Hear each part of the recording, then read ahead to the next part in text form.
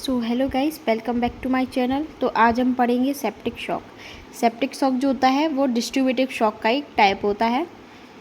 ये distributive shock क्या होता है? डिस्ट्रीब्यूटिव शॉक में जो होता है वो इनएडिक्वेट ब्लड सप्लाई होती है बॉडी के टिश्यूज़ को। ये किस कारण से होती है? It occurs when peripheral vascular resistance is lost because of massive vasodilation of peripheral circulation.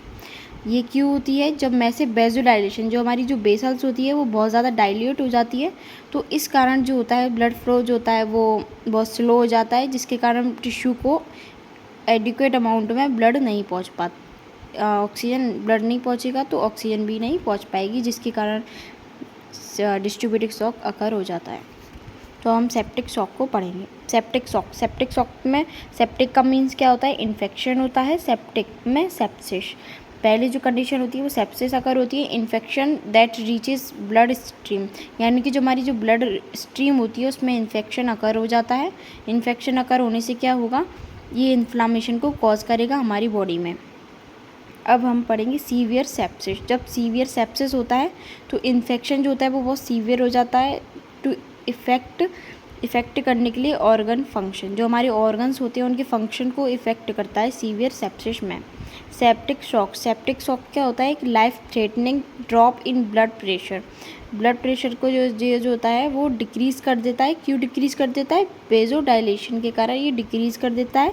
That can lead to tissue ischemia, जिससे क्या होता है टिश्यूज़ को प्रॉपर अमाउंट में ऑक्सीजन नहीं पहुंचेगी, जिसकी वजह से मल्टी ऑर्गन फेलियर, जो हमारे जो ऑर्गन्स होते हैं बहुत सारे वो फेल हो सकते हैं, और ये इससे जो होती है वो डेथ भी हो सकती है। अब सेप्टिक शॉक में भी defined as sepsis. Septic shock जो होता है वो एक septic induced low blood pressure, ये ब्लड प्रेशर को इतना डिक्रीज़ कर देता है जिसके कारण अगर हम IV फ्लूइड कितना भी दे लें उससे कोई भी फ़र्क नहीं पड़ता है। इसका ट्रीटमेंट जितना जल्दी हो सके उतना ही पेशेंट जो होता है वो बच सकता है। Inflammatory markers released in response to inflammation and caused massive vasodilation. जो हमारे जो इन्फेक्शन के लिए इन्फ्लामेटरी मार्कर्स जो रिलीज होते हैं, इसके रेस्पॉन्स में इन्फ्लामेशन कॉज्ड हो जाती है। इन्फ्लामेटरी मार्कर जैसे कि साइटोकाइंस, इन्फ्लामेशन कॉज होगी और मैसिव वेसोडाइलेशन हो जाएगा, और कैपिलरी जो होती है वो उसकी परमेबिलिटी बढ़ जाएगी। कैपिलरी परमेबिलिटी बढ़ने से जो हमारे जो फ्लूइड में प्रोटीन्स वगैरह है वो सारे निकलने चालू हो जाएंगे, और decrease system vascular resistant decrease हो जाएगा, और ब्लड प्रेशर भी लो हो जाएगा। और ये जो होता है उसकी मोर्टेलिटी रेट जो होती है फ्रॉम सेप्टिक शॉक से जो मोर्टेलिटी रेट होती है वो 25 to 50% होती है। अब इसकी हम पैथोफिजियोलॉजी पढ़ेंगे। Septic shock involves a complex interplay between bodies immune response. Septic shock जो होता है अकर हो जाएगा तो इम्यून रेस्पॉन्स के बीच में ये बहुत ही इंटरप्ले करता है। Inflammatory mediators and vascular changes, ये जो होता है इन्फ्लामेटरी मीडिएटर्स को रिलीज़ करता है और वैस्कुलर चेंजेस कर देता है। फिर इन्फेक्शन, जो इन्फेक्शियस माइक्रो ऑर्गेनिज्म जो होते हैं वो बॉडी में एंटर कर जाएंगे। इम्यून सिस्टम इम्यून जो सिस्टम होता है वो इनिशिएट हो जाएगा। फिर ये इनिशिएट होगा तो क्या करेगा? इन्फ्लामेशन रेस्पॉन्स करेगा टू एलिमिनेट द पैथोजेंस को किल करने के लिए इन्फ्लामेशन जो होता है वो रेस्पॉन्स करेगा। Release of cytokines, inflammatory markers क्या होता है? साइटोकाइंस होते हैं। लीड्स टू साइटोकाइन स्टॉर्म क्या होता है? तूफान आ जाता है। साइटोकाइन जो होता है वो बहुत सारा रिलीज़ हो जाता है, जिसके कारण इन्फ्लामेशन जो होता है वो बहुत ज़्यादा वाइड स्प्रेड हो जाती है, और वाइड स्प्रेड होने से क्या होता है? टिश्यू की डैमेज हो जाती है। ये एक तरह से बॉडी जो होता है बॉडी में एक गलत तरीका होता है।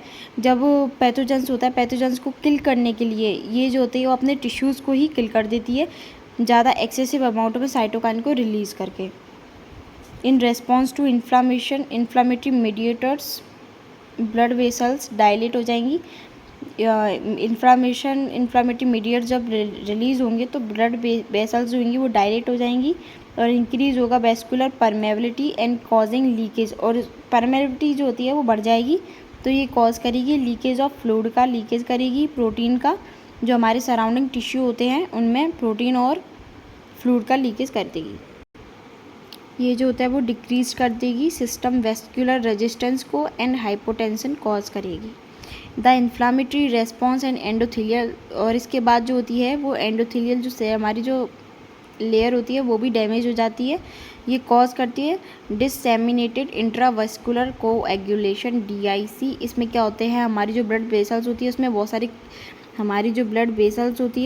उसमें बहुत सारी क्लॉट्स बन जाते हैं, जिसके कारण जो होता है ब्लड फ्लो जो होता है वो सही से नहीं हो पाता है और टिश्यूज़ तक ब्लड सही से नहीं पहुंच पाता है। परफ्यूजन की कंडीशन जो होती है वो अकर हो जाती है, लीडिंग टू माइक्रोवस्कुलर थ्रोम्बोसिस में क्लॉट हो जाते हैं और ब्लीडिंग कॉम्प्लिकेशन हो जाती है। सेप्टिक शॉक जो होता है वो इंड्यूस हो जाएगा, सेलुलर जो सेल के जो डिस्फंक्शन हो जाएंगे and cell death contributing to multiple organ failure. और सेल डेथ हो जाएगी, और सेल डेथ होगी तो फिर ये जो होता है मल्टीपल ऑर्गन जो होता है हमारे फेल हो जाएंगे। अब हम इसके कॉजेज़ के बारे में पढ़ेंगे। कॉजेज़ जो होता है वो बैक्टीरियल भी हो सकता है, फंगल भी हो सकता है। बैक्टीरियल में मोस्ट केसेस जो होते हैं वो caused by gram negative bacteria के कारण कॉज होते हैं, such as E coli, Staphylococcus aureus and Streptococcus species, Klebsiella, pneumoniae ETC जो होते हैं। But almost any infection can lead to sepsis if left untreated. जब हम इसका हम ट्रीटमेंट नहीं करेंगे तो बहुत सारी इन्फेक्शन जो होते हैं, बहुत सारे बैक्टीरिया होते हैं वो इसको कॉज करेंगे। अ फंगल वायरल इन्फेक्शन और पैरासिटिक कैन ऑल्सो कॉज, ये फंगल वायरल इन्फेक्शन के कारण भी और पैरासिटिक जो होते हैं वो इसको भी कॉज कर सकते हैं। सेप्सिस जो होता है कॉमनली ओरिजिनेटेड फ्रॉम, जो सेप्सिस होता है वो दूसरे ऑर्गन्स में इन्फेक्शन होने के कारण भी सेप्सिस अकर हो जाता है, जैसे कि एब्डोमिनल और डाइजेस्टिव सिस्टम में इन्फेक्शन हो जाना और लंग इन्फेक्शन लाइक निमोनिया हो जाना, UTI, कोई भी कैथेटर या फिर IV इन्फ्यूज़न करेंगे तो इसके कारण जो होता है वो UTI, यूरिन में इन्फेक्शन हो जाने से सेप्सिस हो जाएगा। रिप्रोडक्टिव सिस्टम इन्फेक्शन, रिप्रोडक्शन जो ऑर्गन्स होते हैं उनमें इन्फेक्शन हो जाएगा तो अकर हो जाएगा। अब हम इसके रिस्क फैक्टर पढ़ेंगे। रिस्क फैक्टर जो होते हैं certain factor such as age, सबसे ज़्यादा एज जो होती है छोटे वाले में ज़्यादा होती है। प्रायर इलनेस, ये तो इलनेस को ज़्यादा बढ़ावा देती है। वल्नरेबल पीपल इंक्लूड, जैसे कि न्यू बॉर्न जो बेबीज़ होते हैं उनमें ज़्यादा देखा जाएगा, ओल्डर एडल्ट्स में, प्रेग्नेंट वुमेन में, इम्यूनोडेफिशिएंट जिनकी इम्यूनिटी जो होती है वो कम होती है, जैसे कि HIV, cancer, liver cirrhosis, kidney disease वाले में, या फिर पोस्ट सर्जरी के बाद भी देखेंगे। जो बहुत समय से हॉस्पिटलाइज्ड है उसमें भी हो सकती है, जो जिसको डायबिटीज़ है उसको भी। और इंडोलिंग डिवाइसेस जैसे कि अंदर इंसीजर किए गए, जैसे कि कैथेटर और IV लाइंस के कारण भी ये कॉज हो सकता है, और ऑटोइम्यून डिसऑर्डर के कारण भी कॉज हो सकता है। इसके हम साइन एंड सिम्टम्स पढ़ेंगे।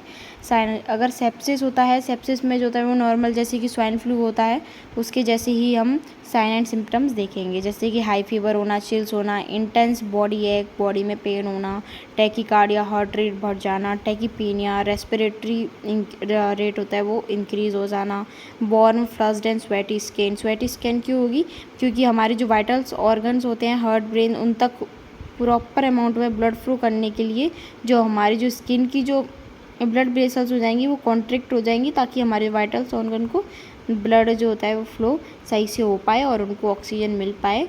इसीलिए किसी किसी कंडीशन में रैशेस भी देखने को मिल सकते हैं।